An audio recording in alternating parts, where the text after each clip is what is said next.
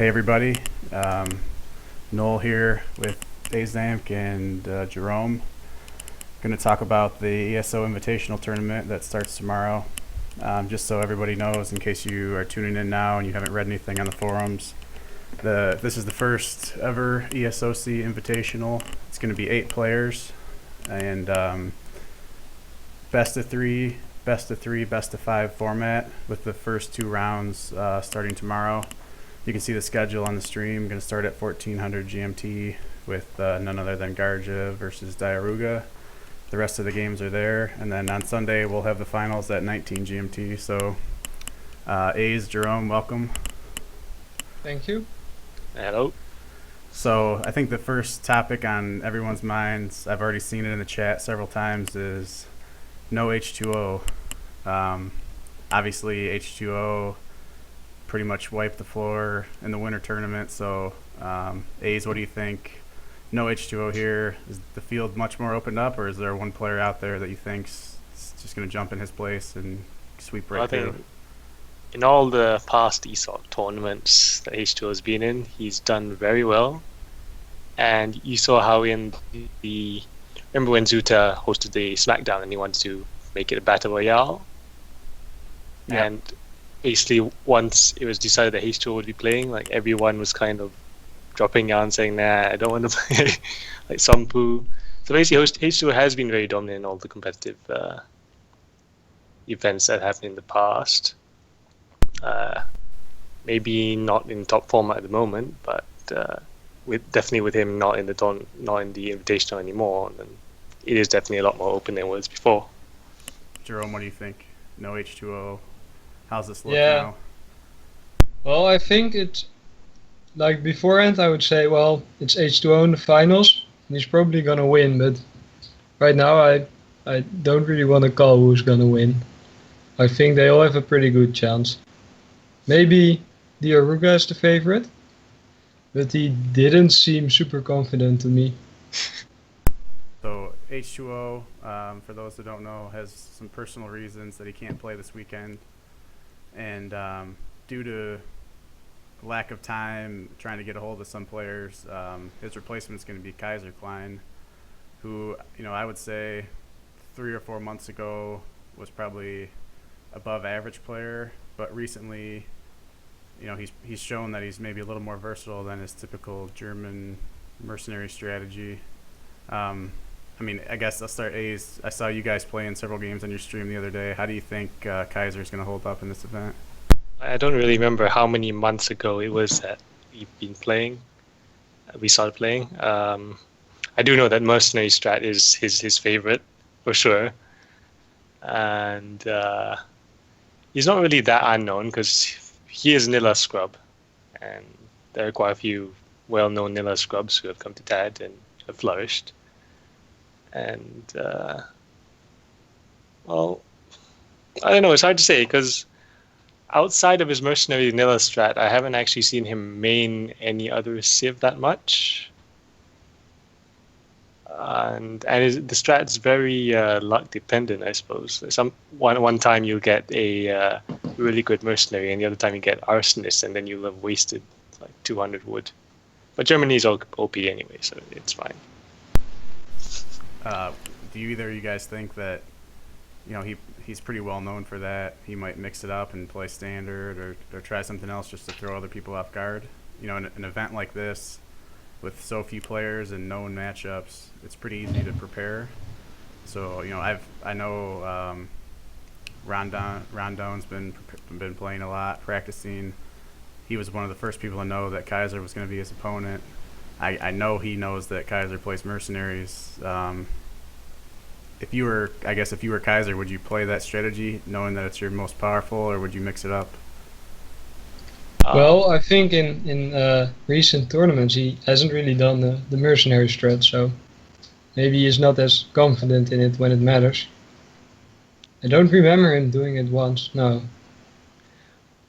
Yeah, well, I'd be disappointed if he didn't, but it is entirely possible that he won't use it at all.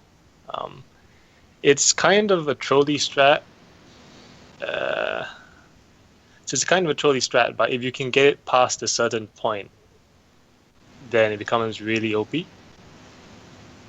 So maybe this is a bit like revealing how to actually beat it or something, but yeah. If you let it go unpunished, then it's really, really strong. I would love nothing more to see him try that and to see somebody come out with spies or agents right out of the gate. I think that would be awesome. Okay, so we talked about Kaiser. What do you guys think about his opponent, Marichal Rondon? Somebody who I would say is pretty unknown, but has shown pretty good results in the tournament. Even the last tournament, beating UAs, even though you may or may not have been playing at your peak performance. So I actually kind of know Marichal from several years ago because I used to play a lot of vanilla ops games and played a lot of ports, and he also played a lot of ports. And apparently, as Mitoe told me one day, he said, "Oh, there's this guy in the Mac community." So I believe Marichal's from the Mac community as well. He is. Yeah, he is. I think. Yeah, so he said there's one guy in the Mac community, and he had this port deck, and it's called Aizamk. Well, no, now you know how to pronounce it, but it's like, what does this even mean? They're all thinking. And then they finally came to ESOC and they said, "Oh, right, so that's what it means." So yeah, so we're both port players. I guess he's also played port for quite a while. I think, judging from his ELO, he's been playing a lot of India on TAD. I don't know if that's the he case showed anymore. some pretty good India play, I think, in the last tournament. Yeah, Using port the consulate India, building. Yeah. port India Sioux. I've also seen him practicing China a lot on one of his Smurf accounts, so I probably can expect to see China. Well, they're not really Smurfs since everyone really knows. Right, Well, but not as reasonably acquainted, yeah. Okay, so that's the first matchup, and then the winner of that matchup will play the winner of PrinceofKabul and Ramex12. Jerom, what do you think about that? I think this is maybe the easiest match to call. I would bet on Prince. He in the last tournaments he had a lot of bad luck. I think he was eliminated by a former winner in all 3 tournaments. I'm not sure about the first one, but the second one he faced Samwise pretty early, and the winter he faced H2O.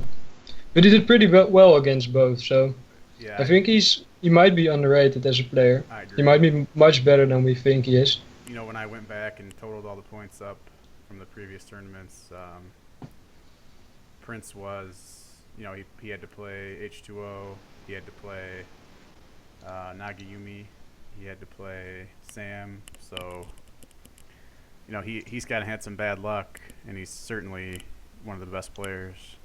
Aze, what do you think about this matchup?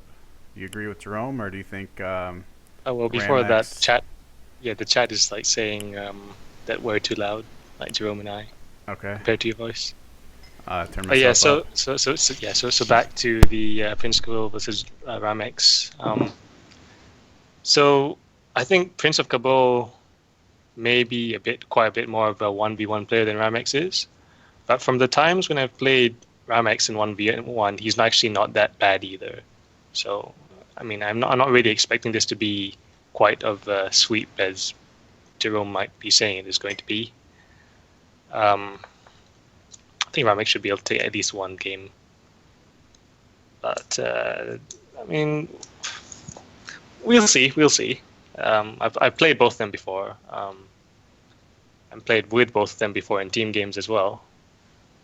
And PrinceofKabul, probably stronger, but not as overwhelmingly stronger as you might be making him out to be.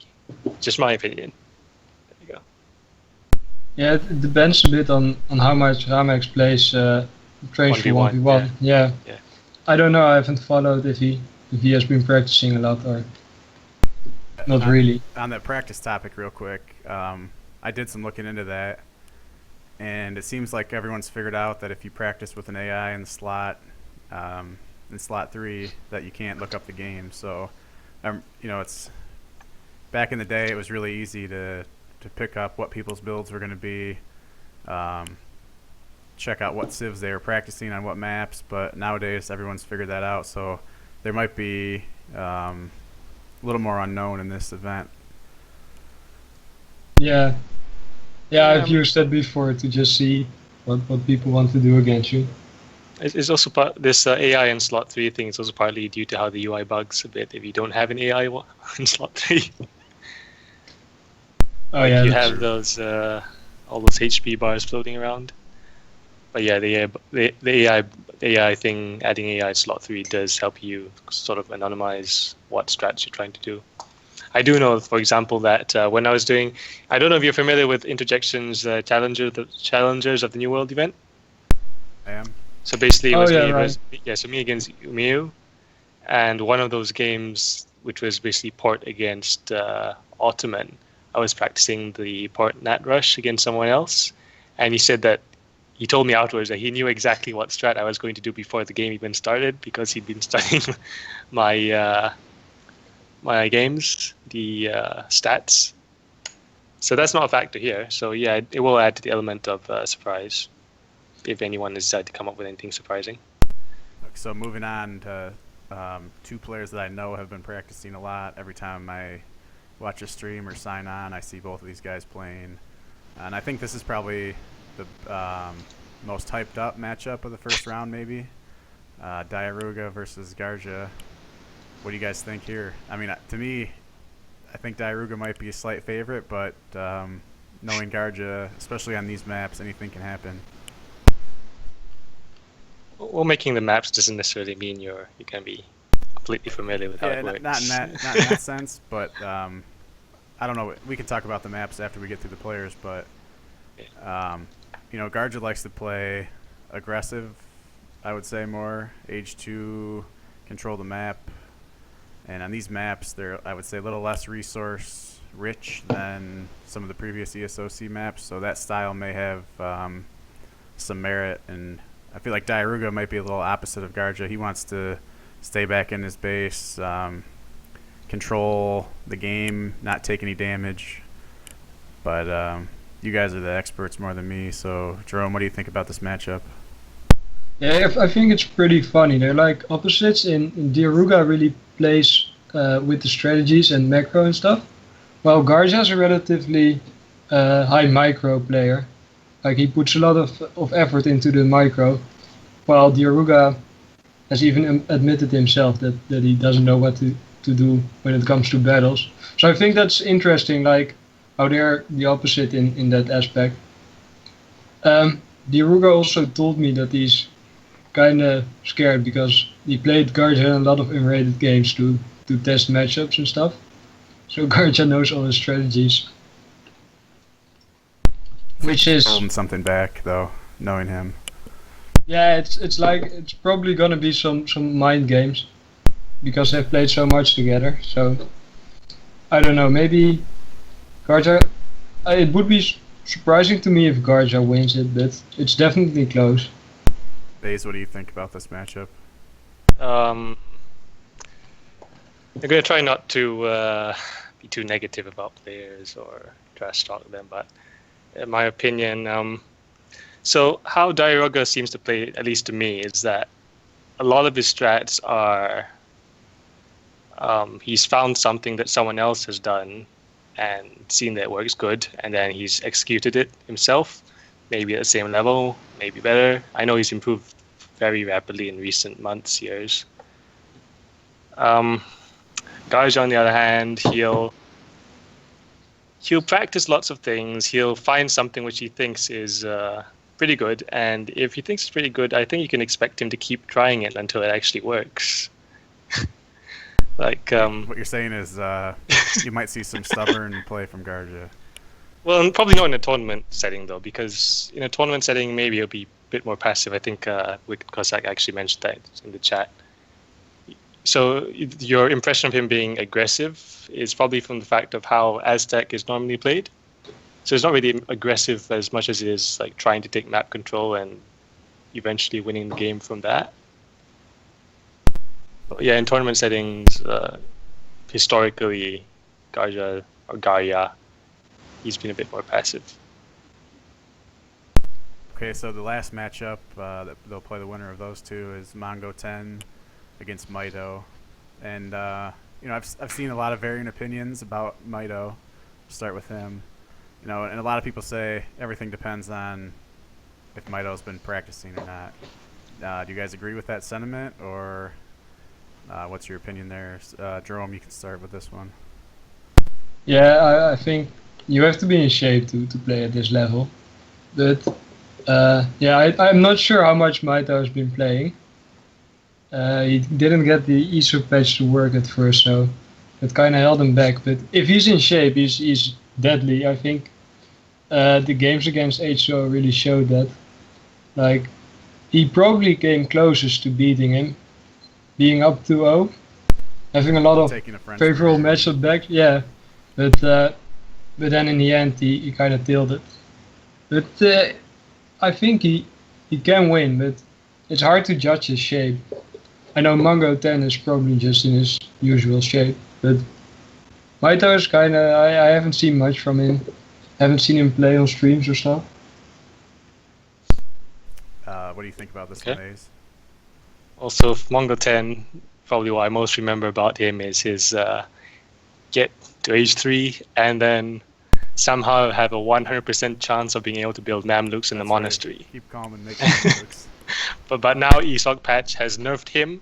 They haven't actually nerfed Asian civs in general. They just nerfed him by making Mamluks available in H4. So even if Mitoe is out of practice, this is still something to consider. Of course, Mongo does have other things up his sleeve. Like, it's not that like all he ever does is get to H3 and 100% of the time get Mamluks in H3. But I mean, it'd be nice if, personally, I think it'd be nice if Mitoe could actually win all his games, because it'd be a nice birthday present for him, right? Because he celebrates his birthday Happy on birthday, Mitoe. this weekend. I heard there's a special surprise Yeah. for Mitoe on his birthday tomorrow. Yeah. But we'll keep So- have to tune in tomorrow to see that. Okay, so we kind of talked about all the first round matchups. Let's go back to the top of the bracket now. Ace, what do you predict to be the semifinal here on the top side?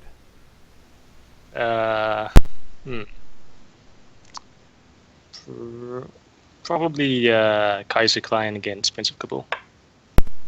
Okay, Jerome, you agree, or do you think something Yeah, else? I think Garza versus PrinceofKabul, but they're probably both gonna be close. I guess I would be okay with calling that. Okay, and Yeah. then on the bottom side? For me, it's Diarouga and Mitoe. I hope. I'm kind of rooting for Mitoe this tournament, so. Ace? Sorry, I was just talking in the chat. Sorry, what was the question? The bottom side of the bracket.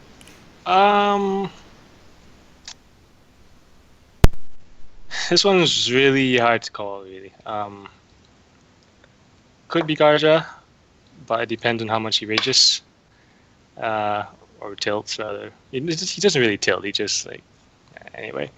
And bottom half of the bracket, I think Mitoe should be able to do it. But if he loses game one, then never mind. It depends on game one, I think, for Mongo against Mitoe. Why do you Like say if- that? I don't know, because it's like the first game kind of indicates how well Mitoe is playing in general. To me, like if he wins the first game, then that means that he's, either his opponent's doing pretty bad or he himself is playing consistently at that point in time, and then he'll do well. Fair Just my opinion. Okay. Yeah.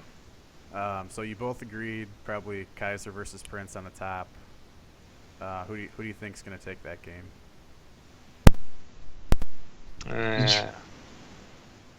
Probably Prince though. I'd have to say Prince here because he has a wider selection of civs, which I think he's pretty strong with. Kaiser, for him, what stands out is German. I mean, he has some other strong civs, but Jerome, you on the Prince train also? Yeah, I'm quite on the Prince train. I really expect him to do really well. And the shifting really matters. Do you have to play 3 different shifts or does it reset? So that's a good point. Yep. Something I didn't say earlier that I probably should have. Every new map in a matchup requires a new civilization. So unlike previous tournaments where there's been a reset, either for game 3 of a best of 3 or game 3 of a best of 5, it's every map new civ. So you know, if you're gonna get to a 3-game series in the first 2 rounds, you're gonna have to play 3 civs. If you are in the finals and it goes 5 maps, it's 5 civs. So the finals is really gonna test the depth of, I guess, people's preparation more than anything. I think most of these players can play a lot of civs at a pretty high level, but to play at an elite level to win is really going to be about the preparation. So we'll see who did their homework. So Prince, I think everyone agrees Prince is probably going to go through to the finals on the top side. What about the bottom? Bottom. I was just say Mitoe. I want Mitoe, but I think Diarouga. Yeah, I agree with you, Jerom. I think Diarrhea is going to show how strong he is here. And then lastly on the players, who are you guys' picks to win? For me, it's probably Diarouga. I don't know. This is tough. Yeah, probably Diarouga. I don't know. He said himself that he isn't the greatest tournament player, so maybe he'll get nervous. What about you? Maybe Ace? not.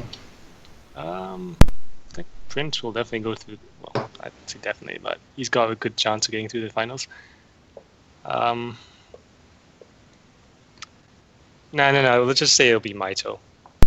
Every single question you ask me right now, it's going to be Mitoe. So Mitoe because he's the birthday boy. He's going to take it all. He's going to win it all. I like that logic. And then with the $100, he's going to buy himself a birthday cake. So that's a good transition. He's going to eat it on stream, I think. Okay, if he wins. So whoever's casting on I Sunday believe needs to get Mitoe on after he wins. Get him on Skype and video chat, eating his birthday cake. Sounds like a good plan. Excellent. Yeah, for me, Mitoe's success kind of depends. Like, he's a secret build order genius. Not quite like Ace, but he has this subtle great build orders. That's how he beat, or how he got up 2-0 against H2O. So it depends a bit on if he managed to figure something out again. Like maybe he has some secret German mirror build or something. Then I see Mitoe winning it. But if he doesn't have anything special, that does hurt his chances, I think. So that's maybe a good transition into the next topic I want to talk about. You mentioned German mirror, but the Civ Balance right now, I think, is a pretty good, well-established thought after the winter tournament that German and French are at the top. China's probably right behind them, and then after that, it's maybe a pretty decent drop-off given the current meta. What do you think about, ports comes before all of that. Yeah, 10-10 ports, number one. Yeah. I don't know anyone can pull it off like you can, so we may not see that. But I've been doing it for years. But what do you think, Civ-wise? Let's take the first round for example. The maps in order are Adirondacks, then Mendocino, then Tassili. Are we going to be standard and see German, French, China, or some order, or do you think anyone's going to mix it up based on the map design? Can't actually remember how. Cause they put all these funny names in, right? And you can't actually remember which one's which. Adirondacks. We'll start there. I've seen you play it on your stream several times with Port.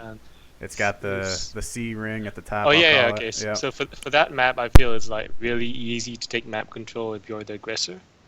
You only have like 1 or 2 hunts in your base.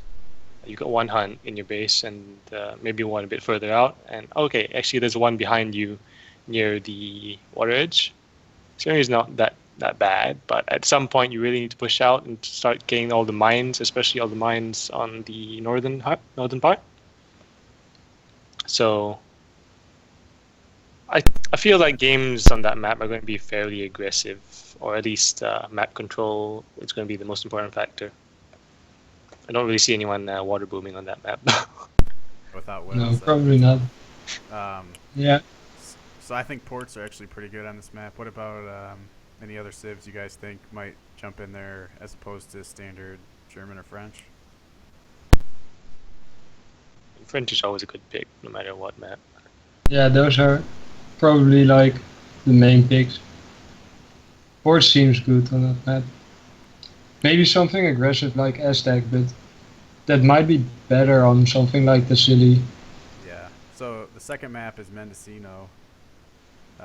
This is probably the highest resource map in terms of hunts in the map pool. What do you guys think? Is this the map with the XP crate Yes. in the? Yes. Okay. I think at some point someone is going to complain about pathing. It's like Because you know how those canyons work. So like maybe Garja. I mean, I'm just picking up here because at some point someone's gonna try and move their Mamluks from one point to another and then end up going the other way, and then we're gonna say, "Oh no, I lost the game because of that." So But enough about the map design.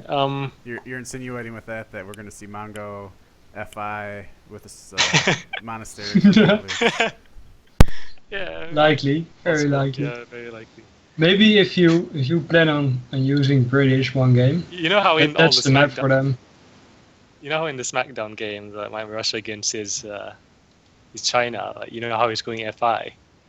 I knew he was going FI for the Mamluks. I hope we see it. That's the only reason why you'd go F5. So, not for Old Hand, it's for the Mamluks on the monastery. While we're on China topic, none of these maps have livestock.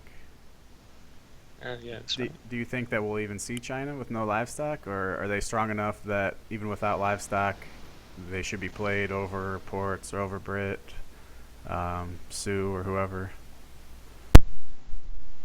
I think probably Mongo is going to play China. I mean, that's his Civ. But probably the others won't. There's not really like this Tibet map that screams China. And especially Tassili is maybe too low of a hunt map for China. That kind of favors the aggressor, so then China isn't the greatest Civ. Is the city the Oasis sort of map? Yep. Yeah, that's the desert map. It's quite a long map, I feel, like to get from one town center to the other. Yeah, that's right. No, I feel for that map it's really good to have. As well as on that map, there's the lakes, which are also we're going to see someone rage about those as well. Probably The Garja as well. pathing through there is yeah, the quite pathing. difficult. Sorry if I'm not commenting on the actual results, just like pointing out who's going to rage where and for what. It's more interesting for the viewers, I think. A map that is quite interesting, I think, is Bonnie Springs. It's the first map in the finals. Let's start with this. Have either of you guys played on it? And if you have, what's your opinion of it so far? And what do you predict will happen there? I said, Jerom, you go first. Yeah, I played a few games on that map, and the middle is pretty confusing at first, but if you ignore it for a bit, it's quite standard. Just a few hunts near your base and stuff. I hope to see a lot of interaction with the buildings in the middle and stuff, but maybe it's just gonna be a standard game with someone doing timing push or something. So now that you've mentioned that Bonnie Springs is in the finals, I've changed my vote. I don't want Mitoe to win any. Well, okay, actually Mitoe can actually go up there. And I was thinking that from the upper bracket, it's got to be Kaiserklein, who actually plays on that map, right? Because you know how the center is like a Wild West sort of setting. Yeah. And all sorts of buildings there. Plus, ESOC patch has kind of legalized the building rotator, so you can sneak a saloon in there. Rotate it a bit, make it sort of natural. Saloon. I like that idea. Yeah, hidden saloon, and then train those renegados, and do whatever stuff you want. Have a Wild West shootout in there. It can be pretty fun to watch. But yeah, we'll see. We'll see. That's just what I'm hoping for. Yeah, that would be great. Awesome. The last map that I want to bring up is probably the most controversial. I already saw Diarouga in the Twitch chat ask the question about it. and I know several people associated with the event, I'll leave it at that, have complained or commented their opinion on this map. But the first map of the semifinals is Klondike, which is kind of like a mashup of Cascade Range with 5 TPs. It's the first map in the series, so it kind of gives you a free Civ pick that you can't get counterpicked with whatever people think is strong. But what do you guys think about that? You know, I hear a lot of people complain about more than 3 TPs is too many. I've seen that several times from several players. Low resource maps are no fun. But I think this is kind of like the perfect mix-up of low resources and a lot of TPs. So it's going to probably play a pretty aggressive game, in my opinion, along the TP line. So we could see some very non-standard play here, hopefully. Jerom, what do you think about that? Yeah, that's probably an Aztec map. The low resources part and even the TPs are pretty good for them. And Aztecs seem to be the best aggressive Civ right now in the meta. Maybe you can pick France against that, but not sure about that map. Some people say France beats Aztec, but again, the map doesn't have that many hunts, so. But maybe someone will bring out some anti-Aztec strategy or something. Do you think, either of you guys, do you think we might see Yeah, I mean, an so on that ATP map, build? I feel. No? Hello? Sorry, I cut you Yeah, off. yeah, so, Go no, I ahead. was just wondering because you were, I couldn't hear you for a while. Yeah. So yeah, as you said, yeah, ATP, probably very strong on any map which has 5 free TPs, like TPs which aren't within the non-build radius of people's town centers. Yeah. And 'Cause, Zoe's pointing yeah, out I a mean- pretty good point right now in the chat that the map on Klondike's, the TP route is parallel to the player's bases, and you can take all 5 TPs, which you just mentioned. That's a pretty important point about the map. So sorry for interrupting you again. Go ahead. Yeah, I mean, I was just thinking about map design in general and how ES designed certain maps. Like, you see how when there's one way of booming, then the other way of booming is not so great. So on this map, it's like natural resources aren't so great if you want to boom. So you have to turn to TPs, whereas on maybe some other maps, you have natural resources on land aren't so great. So you have to turn to water, and then people start raging about water, of course. But sometimes you just have to adapt your play to the map itself, and I think that's going to be important throughout this tournament. So what do you think about maybe one of the natural ATP civs here, like a Russia, like a Port, like a Spain? Russia can age up with 20 vills and take all 5 TPs, no problem. No problem. When I was talking to Ryan about this before he had to resign from the tournament, he thought Spain was probably unbeatable on this map, and he might be a little biased about that. But yeah, what do you think about an ATP, like a non-standard ATP play here? Yeah, so in all seriousness, if you are trying to contest the Spain ATP, you probably can't. At best, you can maybe take more of the ATPs. Like if you both send ATP, you're going to send it first because Spain ATP will probably be after 3 vills, Yep. most likely. So maybe you can have an early head start on building those ATPs. So maybe you can take 1 or 2. But during transition, it's really difficult because the guy is going to be having war dogs. Your explorer is going to be annoyed at the very least. You might even get a TP denied.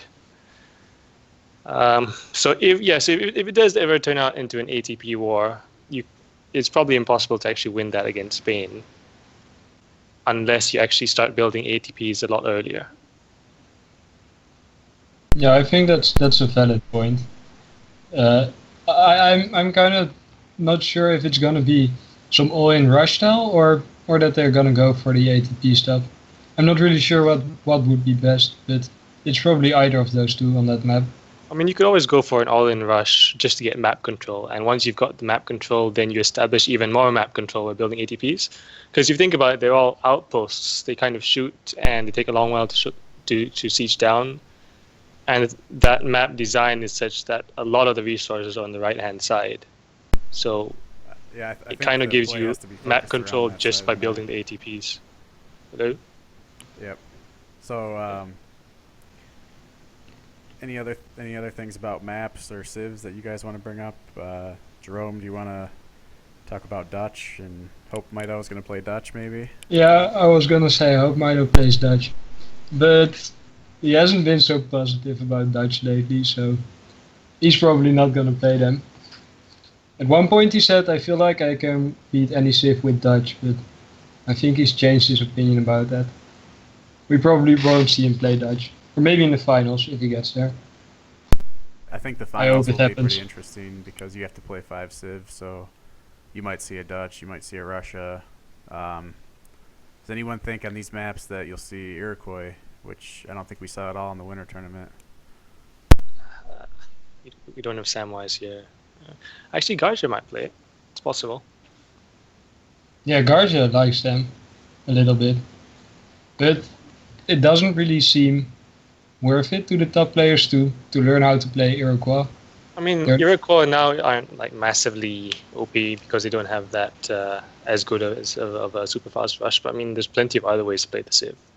It's just that everyone's been so like focused on there's this one way and it's so OP that they haven't actually tried other things. Yeah, it's not really been developed as a Civ, and people haven't really bothered to try because, like, if I play Iroquois, I just lose, and then I think, let's play other Civs. So I never really got into the Civ, and I feel like that's the same for many pro players. They haven't really explored the strategies for Euro. Only Garja a little bit, but they also don't feel that strong, so it might just not be played at all. Yeah, I really hope we see something other than China, French, German every game, and see a little. Well, you definitely see more than that in the finals, I yeah, guess. yeah. Other than that, though.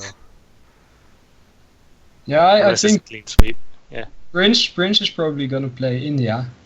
Yeah. He thinks India's great. So Well, Elephant's OP. I think Yeah. India.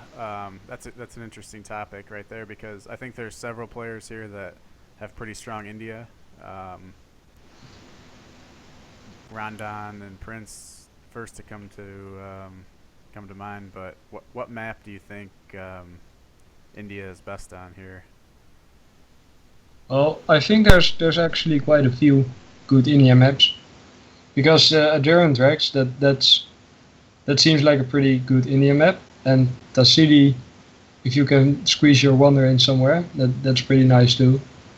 And Klondike is also a great India map, so we might see them.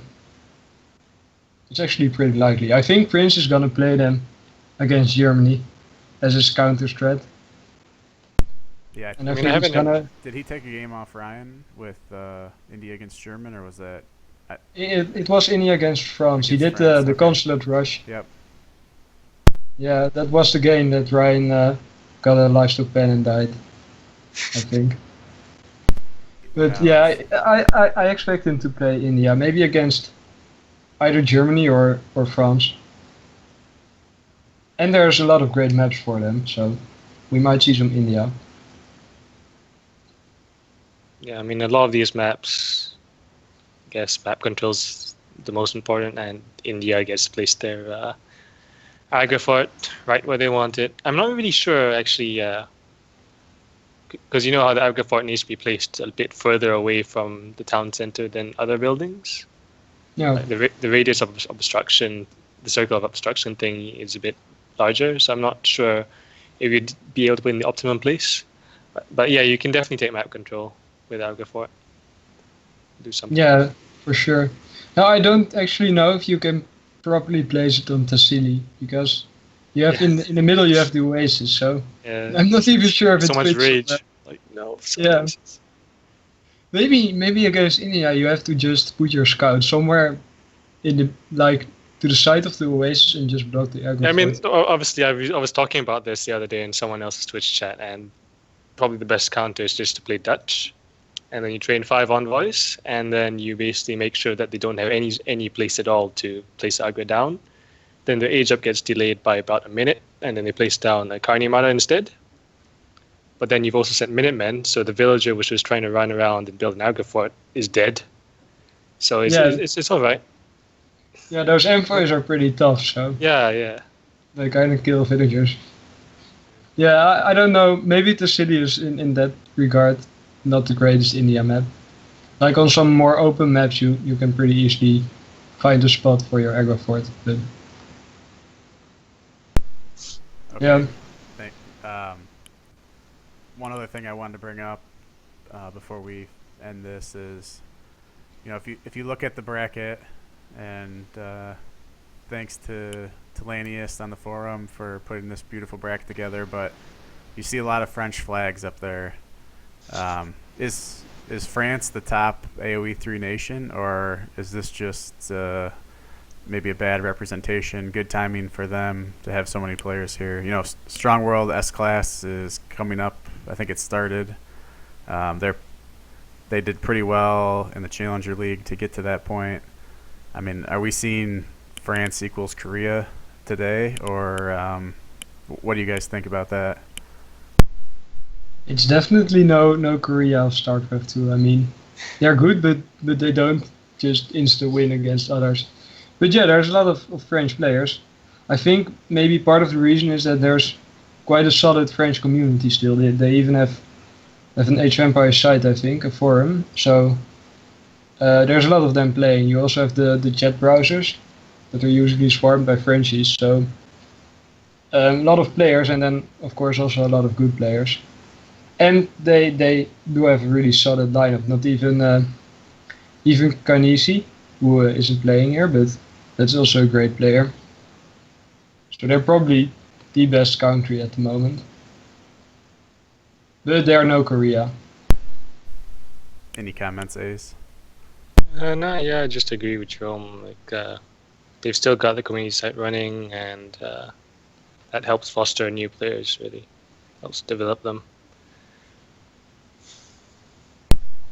All right. Well, that's all the topics I had. Is there any last thoughts? Jerome, start with you. Do you have anything else?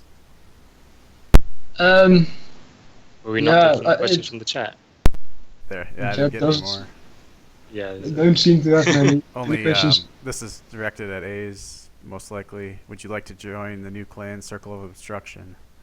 It sounds. It sounds like it's probably going to be the next Strong World Clan champion, so you should probably join now. I'm currently tied to my current. I'm in Obs Clan. I signed this contract several years ago with our Supreme Leader, and if I think I've heard rumors, but if I ever leave it, then I'm going to get executed by an artillery anti-air gun. So, fortunately actually, because Clan's great. It's great. It definitely is great. And Bound for life. I'm in it for life. All right. Yeah, I'm really curious about the bracket. Like some players, Prince and Mitoe in particular, they can really do well, but they could also disappoint. I'm really curious how their shape is. Same with, for example, Ramex, if he's been practicing a lot of 1v1s or not, and if he has anything special prepared. In this format, and I think actually all tournaments, it can really help if you plan out the series. That's how I've won some probably better opponents, by just figuring out exactly what to do and what civ to pick.